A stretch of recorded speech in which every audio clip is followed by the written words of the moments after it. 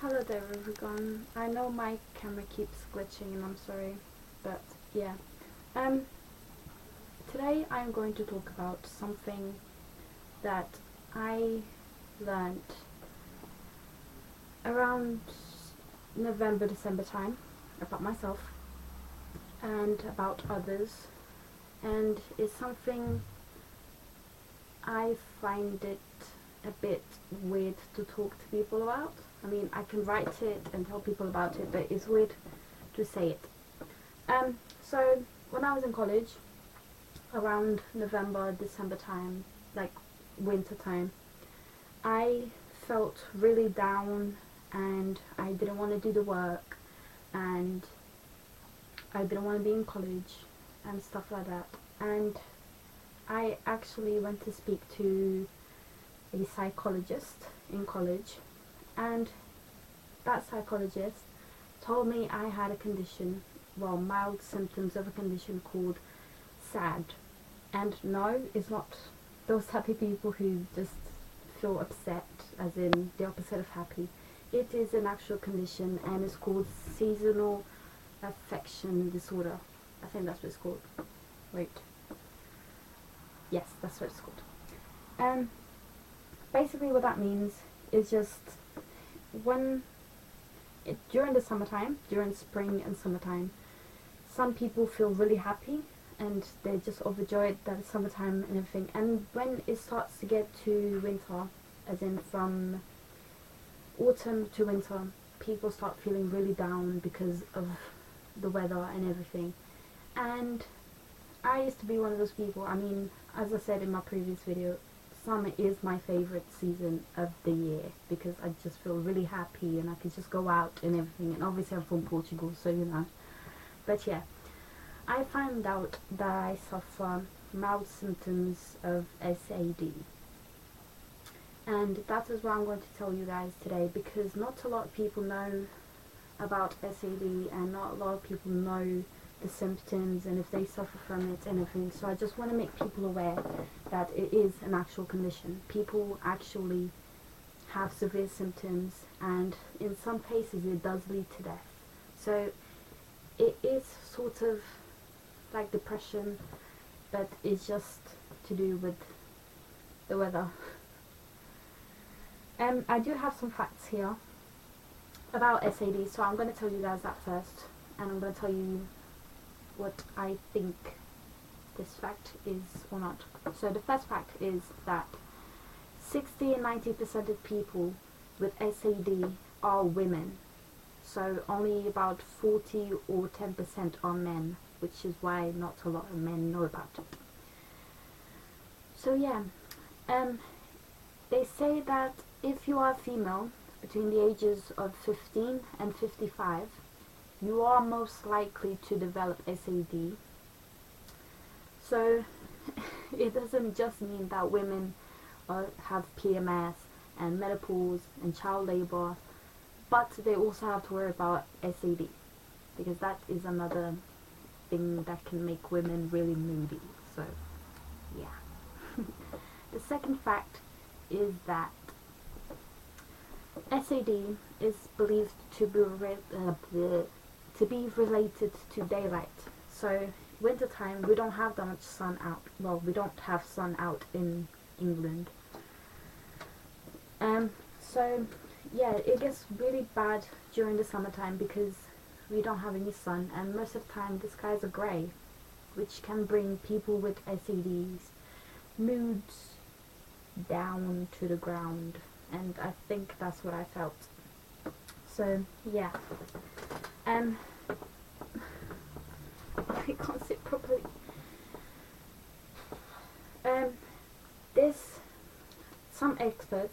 I'm reading you what's written here. Some experts believe that the lack of sunlight increases the body's production of a chemical called melatonin. Melatonin is what helps regulate sleep and can cause symptoms of depression, which means that in wintertime, people who suffer with S.A.D release more melatonin than when they're in the summertime because of the lack of sunlight they get. This happened to me as well. S.A.D, thankfully, can be treated. It's not a terminal disease where you can't get any help for it. It can be treated if you're having mild symptoms, which is what I had, as in they don't completely ruin your life, as in you just stay in bed not doing anything at all. There is something called light therapy. Now, I didn't get this because I didn't know that back then, but still. Light therapy basically means that you have a box and there's like really, really, really bright light shining from it. And all you have to do is little tasks that you do during the day, you do it in front of the light box. So for example, reading newspaper, reading a book, writing something, knitting, doing your homework, stuff like that, eating food, eating your cornflakes, eating your dinner, your lunch, stuff like that. You can do it in front of the light box, and that will ensure that you get enough light into your eyes, and that will send messages to the brain that it's a bright sunny day. That's how I understand it. And yeah, the reason I don't have a light box is because I have really, really bright light in front of me. When I record videos, you guys can see it is really bright, and I think that's enough therapy for me because I feel like better.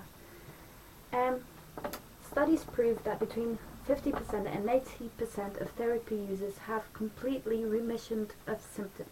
This means that they no longer have symptoms. However, light therapy must be used for a certain amount of time daily and continuously through the dark winter months. That means that you must have that light box on during the winter and throughout periods of time in the day. So as I said, when you do little tasks, you should be in front of that light box, which will help you.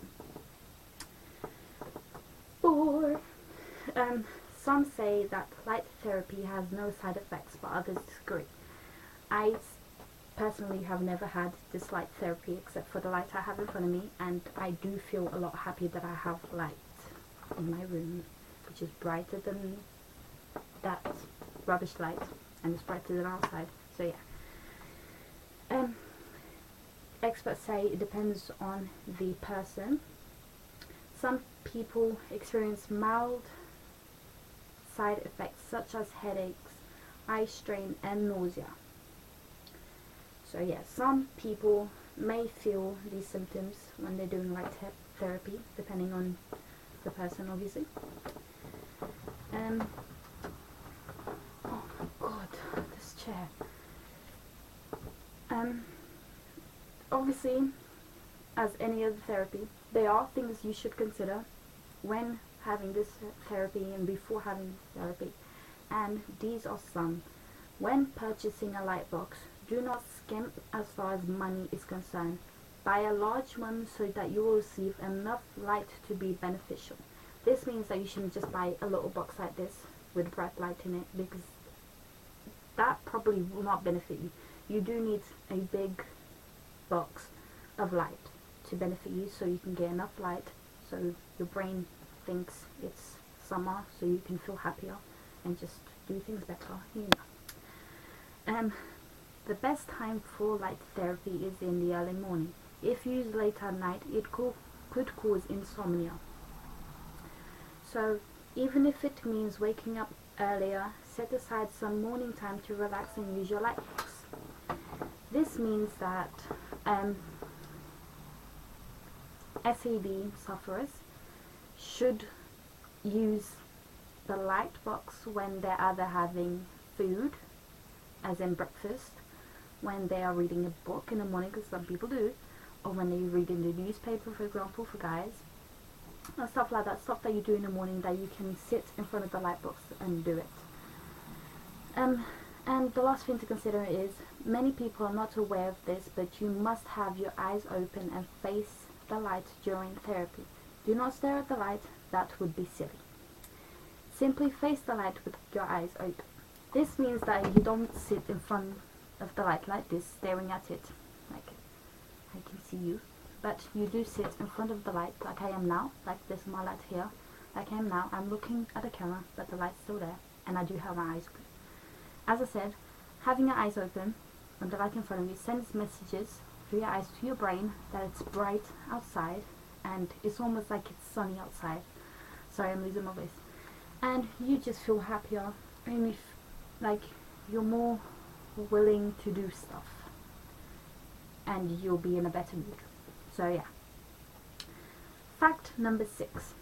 It takes more than just one winter depression to be diagnosed with S.A.D. Individuals must meet this criteria. The symptoms and remission of the symptoms must have occurred during the last 2 consecutive years. The seasonal depressive episodes must outnumber the non-seasonal depressive episodes in one's lifetime. So these 2 things are basically what gives doctors and psychologists and people like that the alarm that you are an S.A.D sufferer. And I'm not going to go into detail about what I told my psychologist, but he did say I am an S.A.D sufferer, which I agree, because I really hate winters and I just don't want to do anything. Fact number 7. S.A.D can be treated with certain medications that increase serotonin levels in the brain, such as medication including antidepressants, such as Paxil, Prozac, and Zoloft. Now, I think what they mean by this is that if you have very, very severe symptoms of S.A.D and the light box is not getting you back to normal as when you are in the summer, I think they mean that you can also be on medication, but you will obviously have to ask your doctor, your psychologist, and or people like that for advice. I must say I'm not a therapist and I'm not a doctor, so I'm just telling you from experience what I have been experiencing. Obviously it's from experience, duh. But I'm just reading facts and telling you if I've been through it, how I dealt with it and stuff. Fact number 8. There is actual evidence. There is actually a device that conducts light therapy and allows you to walk around while treated. The device is called a light visor. Just wear the light visor around your head and complete your daily chores and rituals. A light visor can still potentially have the same side effects as the standard forms of light therapy. So only simple activities such as watching television, walking, or preparing meals is advised. We do not recommend you operate heavy machinery while wearing a light visor. You will look pretty silly with it out in public anyway. I think they mean like a little helmet with some lights shining down on your face. I think that's what I mean, but I'm not sure because I've never seen one of these before, so do research it. And do ask for advice from your doctor, your GP, your whatever, whoever it is that you talk to about it. Fact number 9. If you have a friend or loved one who suffers from S.A.D, you can help them tremendously.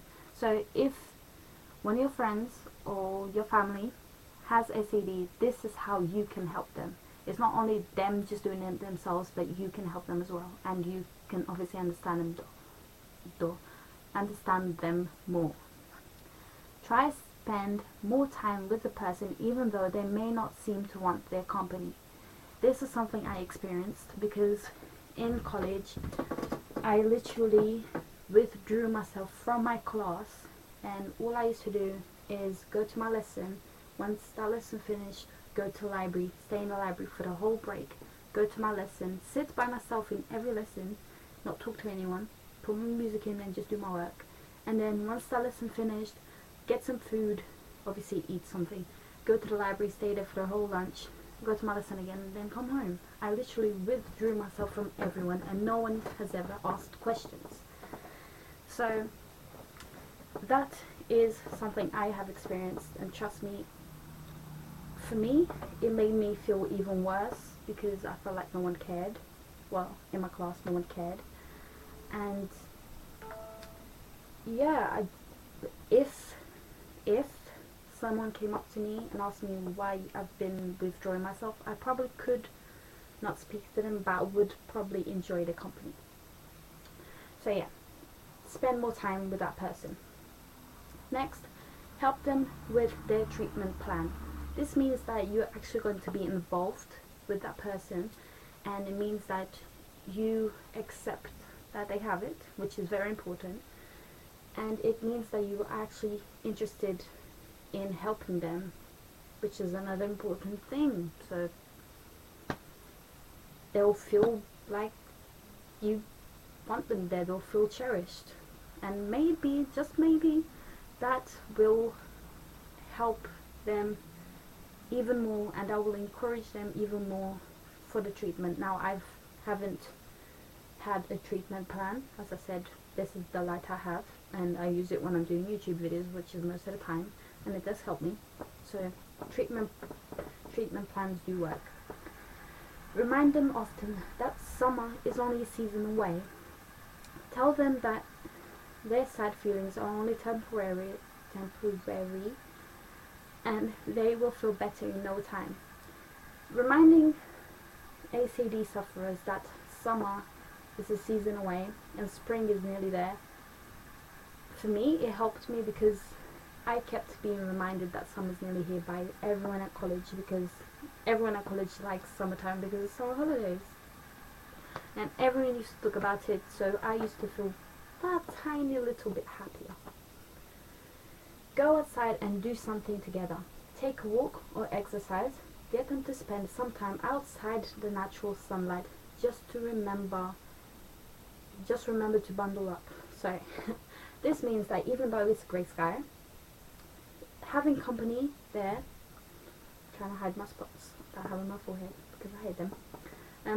Having some company there and doing something with someone else as a S.A.D sufferer will make you feel better, because it's not only you that's out in the sunlight, and it can help to take your mind off it.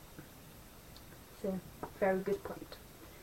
Those are the things you can do to help S.A.D sufferers. So, go ahead and do it. Please do leave comments down below if you have helped someone with S.A.D. Did I say that right? Yes. And if you used any of those tips. Fact number 10.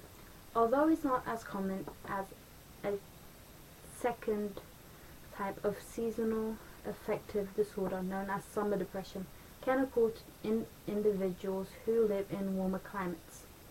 The depression is related to heat and humidity rather than light. Winter depression does cause petulance in many cases, but summer depression is known as to cause severe violence, so it could be worse. This means there are two types of seasonal affection disorder. Sorry, I got that wrong. There is a winter one, which is the one I've been talking about all the time, and there is a summer one. The winter one is more related to light than the weather, as in a gust of wind or something. That doesn't really affect the light that you get.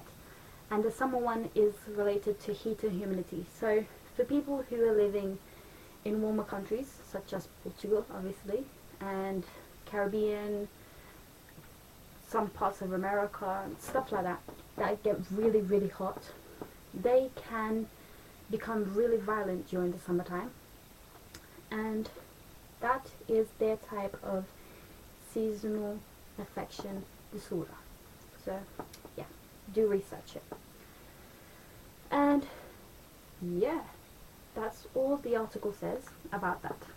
Now I want you guys to tell me down below if you have any of those symptoms, and if you have been diagnosed with S.A.D, and I want you guys to tell me personally and other YouTubers how you dealt with it and how you do deal with it.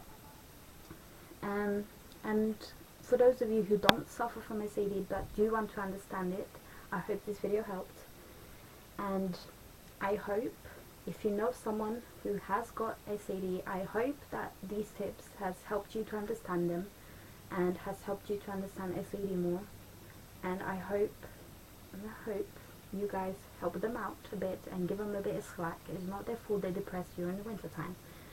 And I especially hope that when you watch this, you do understand that S.A.D is in fact a real condition.